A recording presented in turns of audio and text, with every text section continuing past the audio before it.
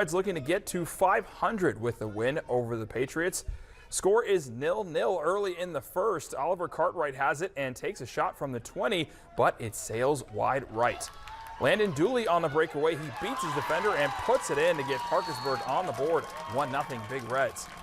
GW responded quickly though. Archie Sangramperkar gets it inside to Hebo Nala and he capitalizes in the 12th minute tie game. A few minutes later, Sangramperkar with a nifty handling, then he hooks one into the net. That's two straight for George Washington to give them the lead. Ted Smith beats the defense down the field, then finds the top right corner of the goal to put the Patriots up 3-1 in the 22nd minute. Parkersburg came roaring back though. Dooley trying to score, but the goalie is there for the sliding stop. However, Joe Graziani's right there for the easy goal.